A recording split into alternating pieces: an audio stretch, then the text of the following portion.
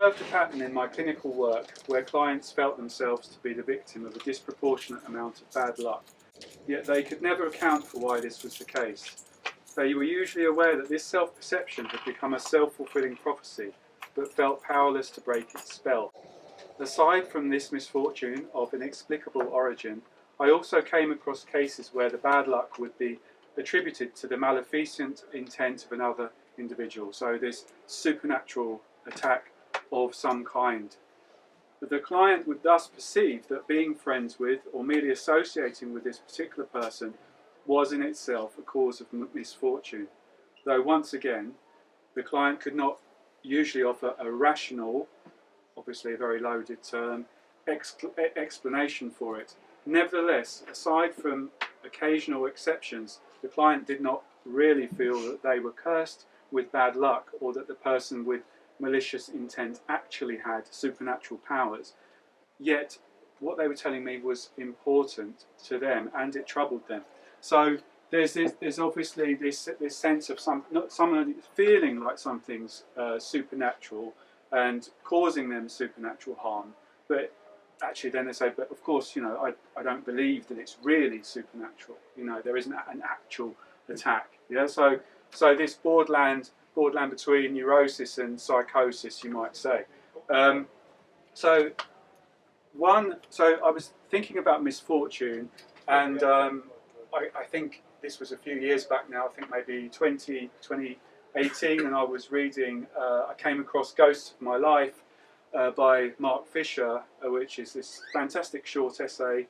And in this essay, he mentions the song "Ghost" by the band Japan, and in that song, some of you may well know that David Sylvian sings about this kind of cursed position of just as, you know, coming to the pinnacle of one's, you know, ambitions and just about to be flourishing, and then something happens to ruin it all. Okay, so there's this sense of something being spoiled by this sabotaging entity, and of course, ghosts is right there. There's something which is potentially supernatural or not, depending on how you see the world. So then I came across another book because I wanted to research this further, and I thought I want to think about this. Following that, I came up with this idea of the cursed position, and I wanted to think about this more, but looking outside of my usual areas of psychotherapy and psychoanalysis or analytic psychology or whatever it is, into other areas. So I was looking more into history and anthropology, and as we're all surrounded by here at Esoteric, literature as well, particularly as it's about the supernatural. So I came across this book, which some of you again may know, called The Witch by Ronald Hutton. And Hutton says, and I quote, "Attributing the uncanny nature of misfortune to random chance alone is often insufficient. People generally wish to attribute bad luck to the human or superhuman agencies." So again, here with Hutton, we have this kind of sense of universality, that we all have this kind of, there's maybe something inherited in this fear of the supernatural, you know, that is coming through intergenerationally through the unconscious. And so I thought, yes, this is going back to the client that I mentioned, you know, or this client group, or this way of feeling that, you know, there's something superhuman about somebody being able to curse me from a distance, or there's something supernatural about it.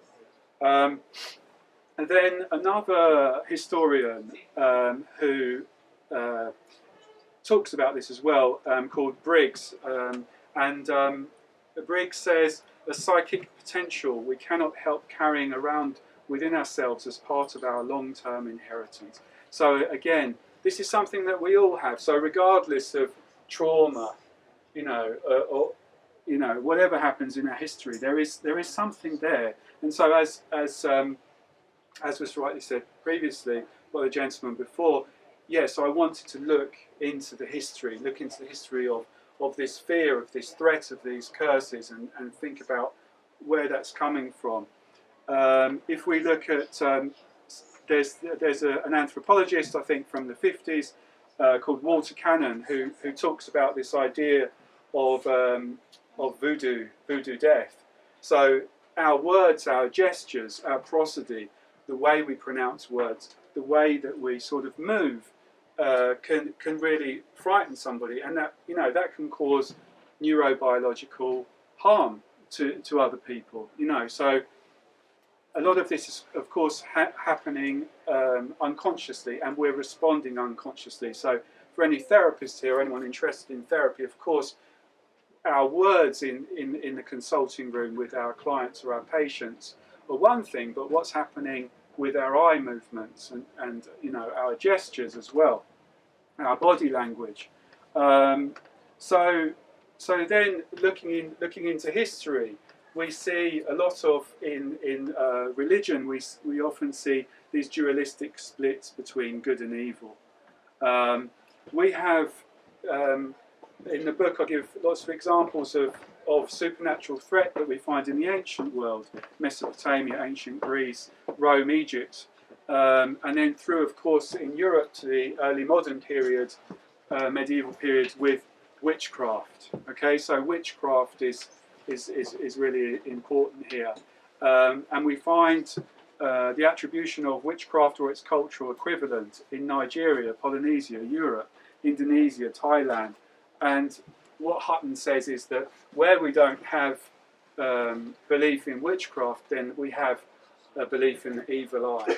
Okay, so there's a chapter in the book also about the evil eye towards the end. So thinking about the evil eye as envy, or as coveting something, or of wanting to destroy, or of aggression, or wanting to protect, and thinking about that in terms of, again, in a psychotherapy setting. But all of these things, of course, can be applied to everyday life as well.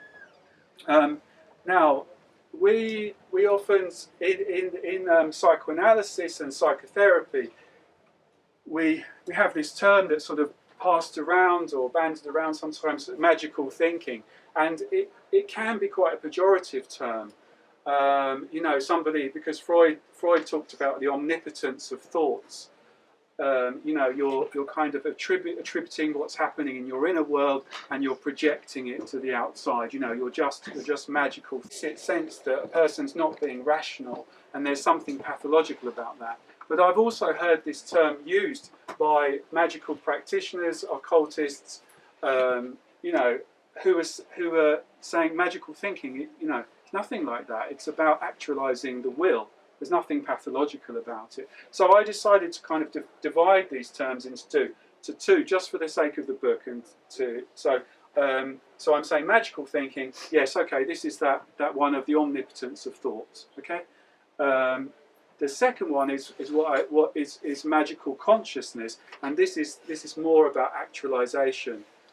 Now, Greenwood and Goodwin define magical consciousness as, and I quote, a relational and holistic aspect of the mind in which spiritual entities are experienced as pervading the universe.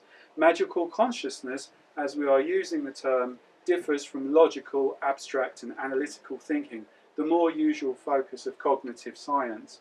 And I would add to that also any experiences of the uncanny, which I will go on to talk about, the numinous, synchronicity, all of these things that I think lots of people experience, but perhaps not all of us, not everybody necessarily experiences, but these are perhaps experiences to be curious about and explore rather than to close down. So in the second chapter, I'm just going to try and go through these as quickly as I can. But in the second chapter, I think about supernatural in relation to psychotherapy and psychoanalysis. And of course, in the fin de siècle, that's what this chapter's called, you had these battles between Freud and Jung. I don't know if any of you have seen the film A Dangerous Method, when we have this famous scene with Freud and Jung, when there's this crack on the chest behind Jung, and Freud is obviously troubled by it, but kind of wants to dismiss it, to disown it, and Jung is like, yeah, this is amazing, and it's going to happen again, and it does. So there is this, of course, and then that led to this traumatic, I think was traumatic for both men, this parting between Freud and Jung. And Freud was anxious about what he called the black tides of the occult. He didn't want that to pollute psychoanalysis. He wanted psychoanalysis to be regarded as a scientific endeavour. Okay, so this informed his split with Jung, as I say. And at that time, at this time of the early 20th century, fascinating period. You've got all of this stuff with Oscar Wilde, all of these decadent things happening. You've got the Theosophical Society starting Madame Blavatsky. You've got the Society for Psychical Research. You've got all of these magical currents, because perhaps as a reaction to this kind of positivism, this post-enlightenment rationality. So there's always a hunger for magical consciousness. There's always people that always want to explore these elements of their lives.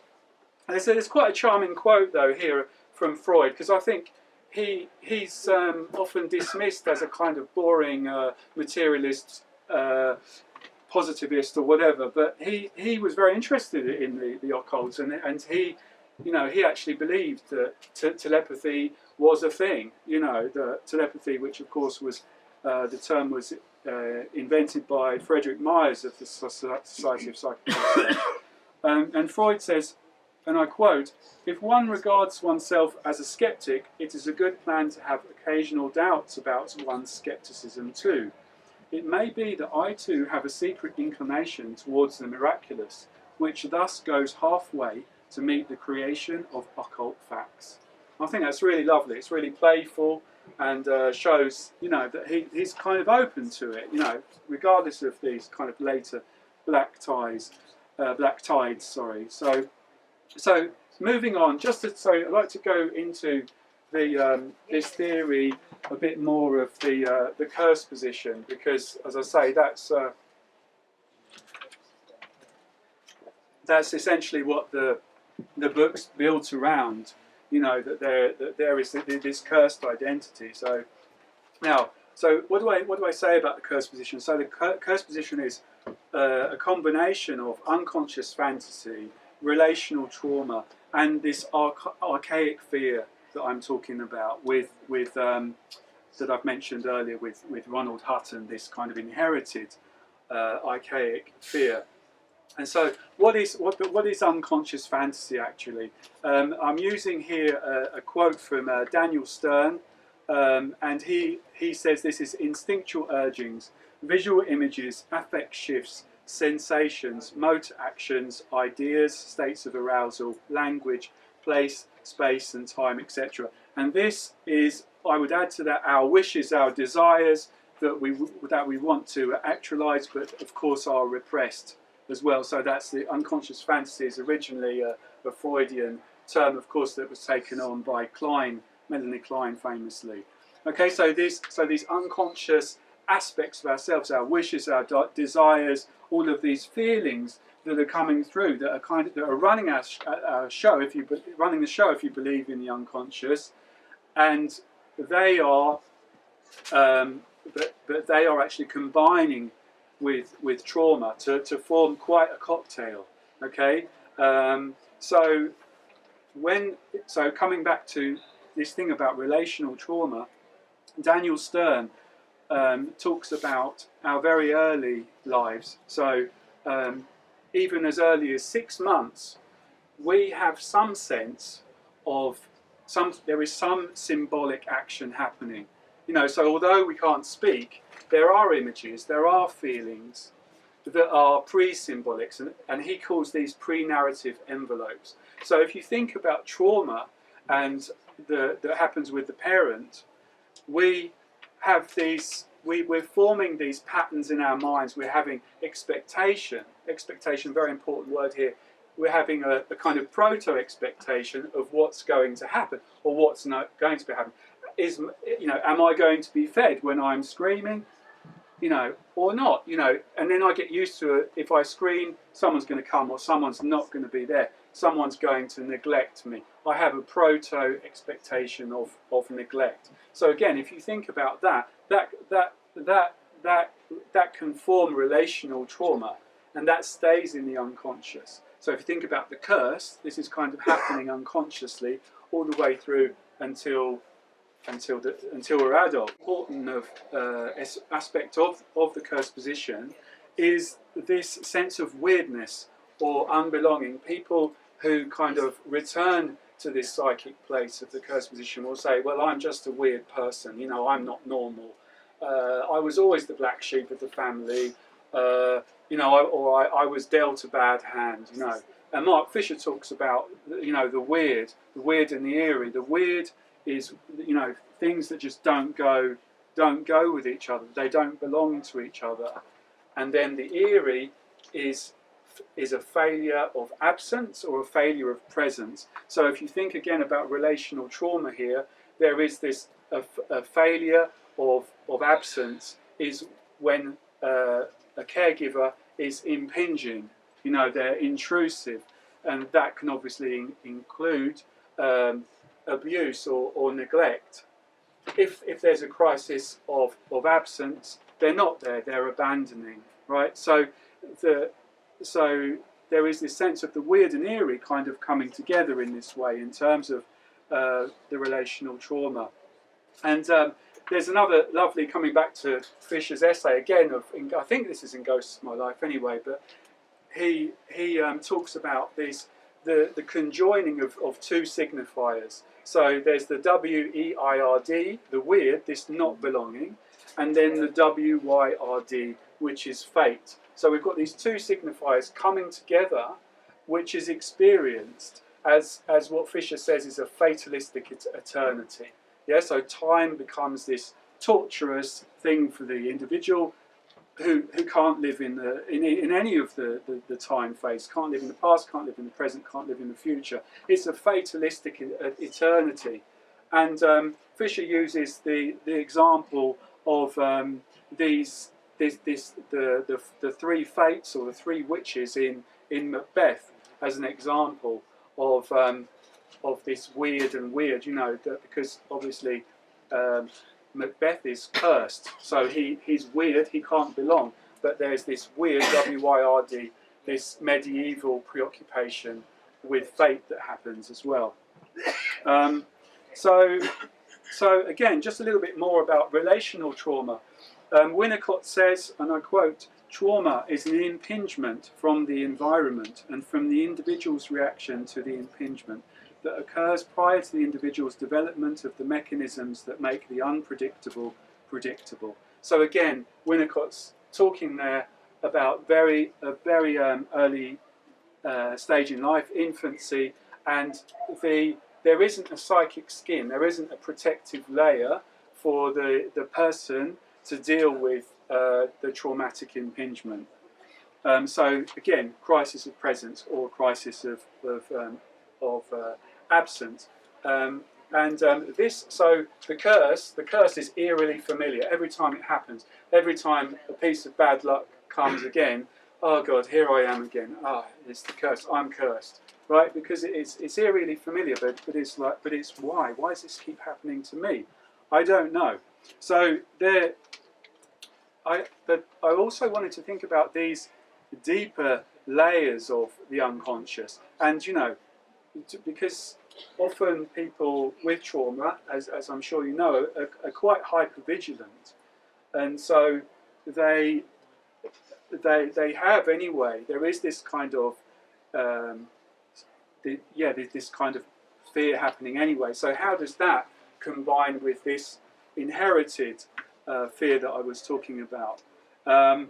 So Donald Kalshed, the Jungian analyst, he talks about this archaic and typical part of the mind. So this is, of course, what Jung says is the archetypal layer of the unconscious. And so this is where we see these quite archetypal elements that might happen in dreams or visions. Melanie Klein, interestingly, talks about this deeper unconscious. So, and apparently her school at one point was right next to the Jungian school, so there may have been some mutual influence there.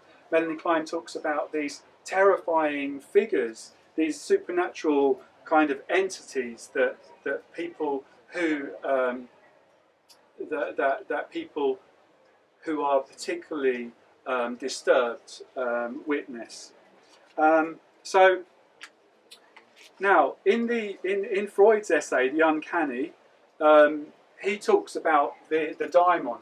So the daimon is this spirit, this familiar spirit that is like, I suppose, like Hermes, you know, or it's sort of the borderland between the natural and the supernatural. And of course, this can be the daimon. The daimon, as Freud says, this daimonic entity can be something quite sabotaging, quite negative, that's destructive.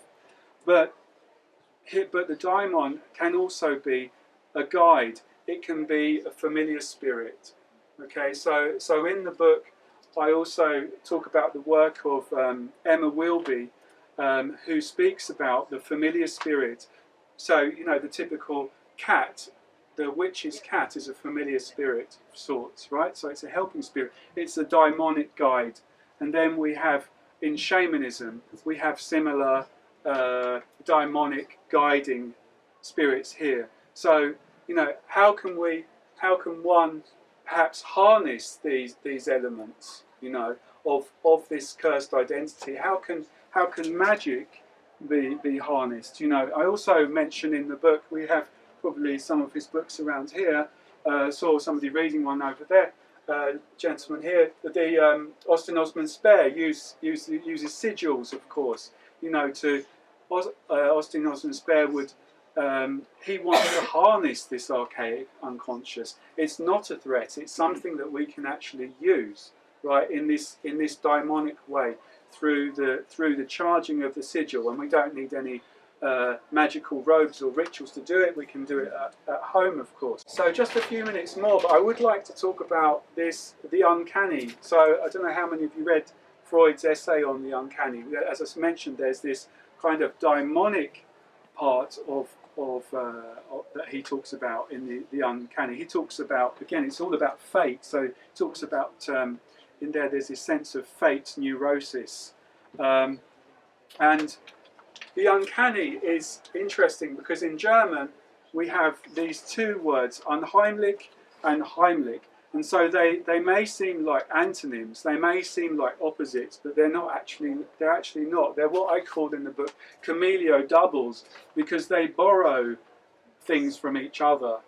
And in the essay, Freud talks about these heimlich places, these hidden places, and I think this is really important, really interesting for trauma, because we often, as therapists, and we all ask ourselves, you know, if this person is, you know, had an abusive relationship, why do they keep going back to similar people?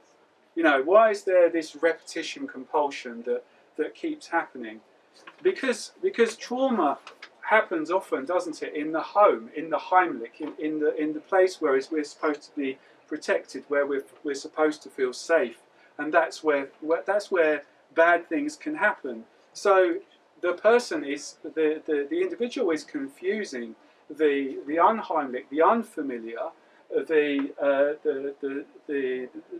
untrustworthy or the terrifying, the frightening, with the heimlich, right? So again, we've got these two signifiers that are confused.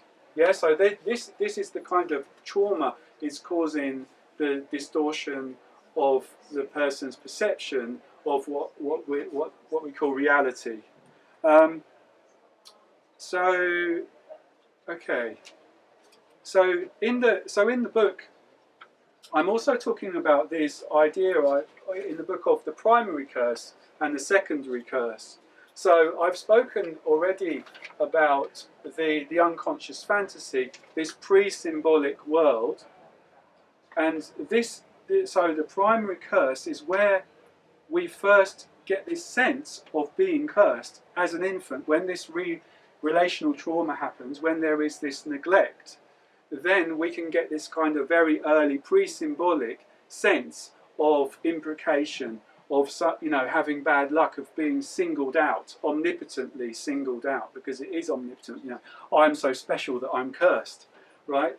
So that's what I call the primary curse, and this cannot be symbolized. So when a person becomes an adult, how can you make sense of with words? How can you digest? How can you metabolize all of these experiences that I'm talking about? Experiences of neglect, experiences of abandonment, experiences of abuse. How can you kind of make sense of that? It's really, really difficult. So you do your best to, and you do that through your defenses. And one of the defenses is simply to say, well, I'm cursed. I just have bad luck, because that's who I am. So that's what I call the secondary curse. And in the primary curse, we have this this shame. So there's a real sense of, I think it was Lang that said ontological shame. Someone may be able to help me here. But anyway, this sense of my very being, right? I'm ashamed of my very being. This is the primary curse, right? So if you think about how hard that is to actually change that perception. One, because it's unconscious, and two, because it's really like it's actually a wound of subjectivity itself. And then within the secondary curse, we have this kind of guilt that plays out. So you find with traumatized people, they will often have this awful superego conscience. I'm a terrible person, I'm a crap person, I'm useless at everything, right? So this is a way to try to symbolize experience, but by writing off their very self, okay? So there is this great sacrifice that happens, that someone's whole potential, writing off their whole subjectivity, just to try and understand the trauma that's happened to them. So I think I better stop in a moment, but that's and then I'll be very happy to take any questions you have about this. There are lots more. There's lots more I could go on about here. There's stuff about again about these terrifying figures that Klein talks about. I talk about Fairbairn and his bad objects, and the moral defence. And I talk about, I must say something about Dion Fortune. Dion Fortune is a real key figure in this book, the occultist. And she was a big fan of Freud. I'm not sure Freud knew who Dion Fortune was, but she was a lay analyst at the beginning of the 20th century. And at that time, psychoanalysis wasn't that it was kind of much broader in a way. So you had kind of body psychotherapists. You had all different kinds of psychotherapists were sort of falling under this umbrella of psychoanalysis. So it's kind of changed since then. But in the last chapter, which is called Fear and Desire in Psychotherapy, I talk about Dion Fortune's idea of psychic attack, which is like this piercing of the aura that happens, and Melanie Klein's idea of projective identification, which may seem completely alien to each other and have nothing to do with each other, but actually what they do, I think, and this is what I explore in the last chapter. So I think anyone who's interested in the occult or esotericism and philosophy and how that kind of impacts on one's work with clients or whatever outside of psychotherapy. I mean, I wanted this book very much to kind of be for everybody, although it is, marketed as a psychotherapy book, counselling, but whatever.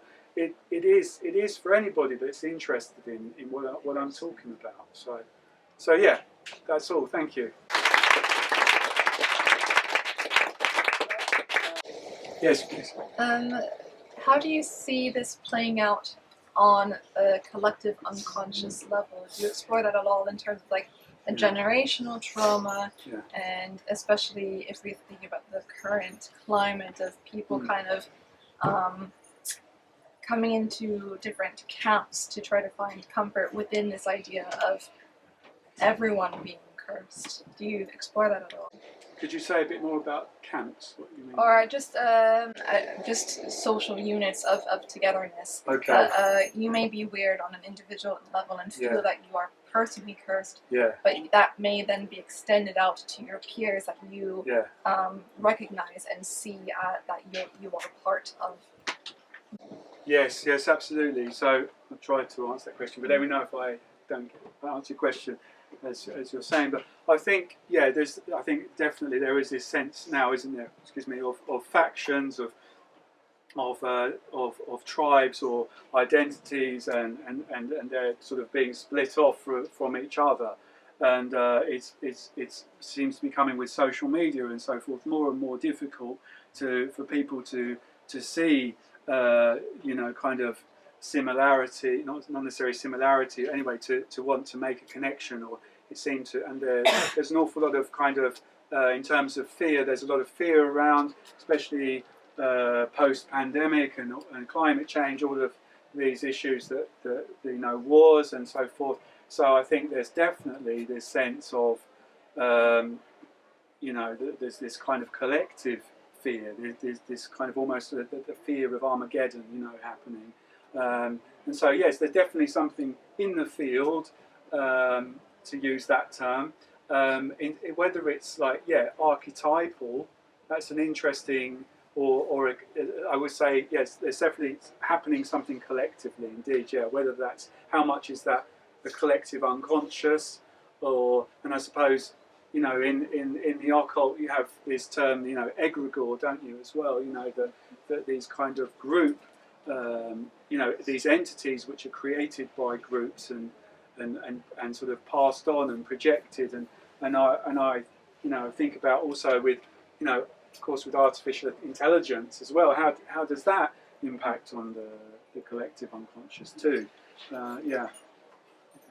Also, one thing I will mention in the book, in chapter 4, I think, on the uncanny, I speak about my own experience of supernatural experience, or which happens in during the pandemic.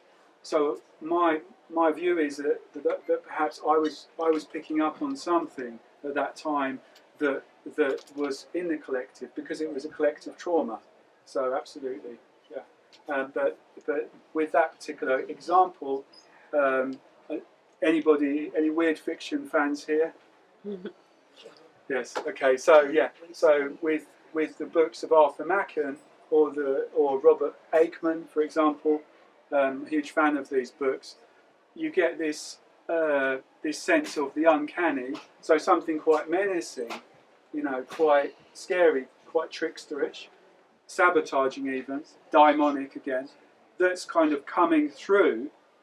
But then following that, if you can kind of tune into that, this can become a guide. This can be daimonic in the other way. And so in the book, the example I'm using with this thing, it seems like there's this thing that coming through the roof. I don't want to spoil it for anyone who's going to buy the book. But yeah, this thing comes through the roof, and following that, then I have a series of experiences of synchronicity that happen, which of course is Jung's term. So there's this sense of the uncanny happening, and then synchronicity following it, yeah, and that becoming a source of knowledge of some kind. Yeah. Okay. Yes. How do you work against the feeling of being cursed? How do I work against it? So do you mean how do I work with clients? Address it, fix it. Yeah. Well, fixing is that's a big term. So I wouldn't be looking at fixing it as such, but I would be looking at, so in I can't remember which chapter it is. The chapter about Ronald Fairbairn's work. You need to really address the primary curse. Yeah, so what I call the primary curse. So basically, the shame that the person feels about themselves. Yeah, these unconscious trauma that's happened. The only way to do that is to bring, so this happened in relationship, so the only way to treat that is to work with it in the relationship, in the consulting room. So in one sense there has to be, for the client or the patient, has to be the sense of re-experiencing that trauma, but within, what's different about it is that they're within the safe containing space of the consulting room, as opposed to a place of neglect or whatever the original trauma took place. Yeah. So the kind of taking in of that new experience, the idea is that that heals the trauma. Yeah. Okay. At the beginning, near the beginning, you mentioned about some of your maybe clients, even what you've researched, or people experiencing they feel like, so they may be conscious that it's almost like a self-fulfilling prophecy, Yes. but they're sort of stuck in it. Yeah. Would you say that could, potentially, even though they experience it as something negative, Yeah. as something that might be related to law of attraction? I'm not sure if you looked into that. The idea of limiting beliefs, that they could be blocked. So so they obviously they want to get out of it. So they want to be happy. So if they're depressed, they want to be successful, but they don't have a job, or something that, but they've experienced trauma that could be limiting them. Yeah. But they are sort of in the middle of all of these negative feelings. So they know what their goal is, but like you said, they can't get out. So say in law of attraction, those things would be sort of explained as being those your limiting beliefs, Right. and they are the barrier to you getting out of that, because you're emotionally attached to all these negative things. You don't want this, you don't want that, you know what you want, but you're so focused on what you don't want. That's almost like you say, that's sort of what's cursing the person, their limiting beliefs. Yeah, absolutely. I mean, the law of attraction is, of course, a term I've heard, but unfortunately I don't know much about, so you probably know a lot more about that than I do. But yeah, there is this sense of what Fairbairn calls this attachment to a bad object. But I'd be seeing that more in the sense of there is, this kind of libidinal, it's unconscious, and it's like a drive. So if I'm traumatized and I see and I'm looking for a new partner, I'm looking for then I'm not going to look for somebody that's good for me. I'm going to look for somebody who reminds me on an unconscious level of the person that abused me, right? So so it's very difficult. So if I'm working on a conscious level and sort of saying, on a cognitive level, I find that people can kind of take it on at the time, but then they sort of revert back. So you've got to really address it at that deeper level. I mean, but I do know that is a kind of epistemological argument between schools, right? But I will say also, on law of attraction, I mean, isn't that also something that we do with magic as well? Yes, that if you're attached to it, you will bring it to you. I mean, Exactly. I know some people in the occult say, really, law of attraction is another way to explain why maybe certain spells or certain incantations work, because you have to visualize it. Yeah. Visualization plays a big role. But again, the limiting beliefs, like you said, they may want that better partner, but their trauma almost limits them to always visualizing the negative, because they don't want that. But they also believe that when they say no, they still focus on what they're trying to avoid, in a sense.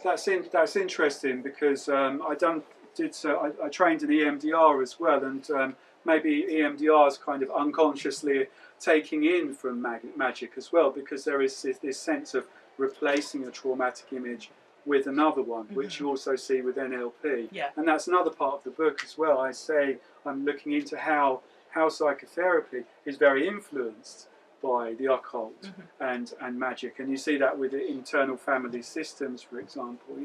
That's very, very similar to some of Aleister Crowley's work, or with this kind of guiding diamond again. That's used a lot, and it's kind of packaged as this kind of normative thing, and the occult is this is kind of hocus pocus, but it's not the case. So Hi. You just said IFS and crowd is quite similar. Can you just say a bit more about that? Well, I was thinking about this kind of... Alex, would you mind repeating the question? Yeah, sure. So IFS and Crowley's work are quite similar. So I think the question is about internal family systems, which I'm not trained in, but there is this sense of these so as I understand it, correct me if I'm wrong here, but there are these, the person is divided, they think about these different selves or different parts of the person, okay, which the person then dialogues with. Yeah, so they form a communication with these different parts of the self, and the way it works is the more you can, as I understand it, again, as I'm not trained in it, but the more you can understand the different parts of yourself, the negative and the positive, then you can obviously heal your trauma. The way that may relate to Crowley or Jung is that there is this sense of corresponding with a part of the self. Yeah, there's a dialogue with a part of the self, because I think in IFS and also in Gestalt psychotherapy, there is this kind of dialogue that happens. You know, sometimes you have empty chair work that people do, and they actually dialogue with an empty chair, imagining that person sitting there. And so I think that, you know, that does have some kind of similarities with those kind of, yeah, that kind of work, yeah, those kind of schools. Is there any connection with like chaos magic and like utilizing, harnessing that force for, like, perhaps the individual doesn't want to come out of that trauma, but they want to in fact turn it into something that is utilized in, I think of a chaos magic as a space that could be, that could happen. Yeah, I'm too.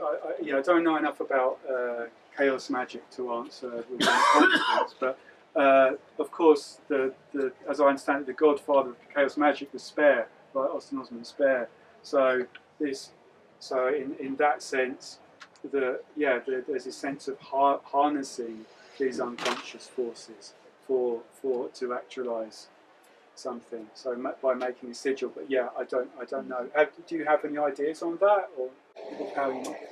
It just seems like something a chaos magician would do. Right. Take the trauma and turn it into a usable, energetic force to use in practice. That's very interesting, because with the curse position, it's all about loss of agency, right? That's what goes, you know. I'm useless, I'm rubbish, I can't do what I want. So that kind of turns it on its head there, doesn't it? What you're saying, yeah. Very fascinating. But I think that's all the time we have.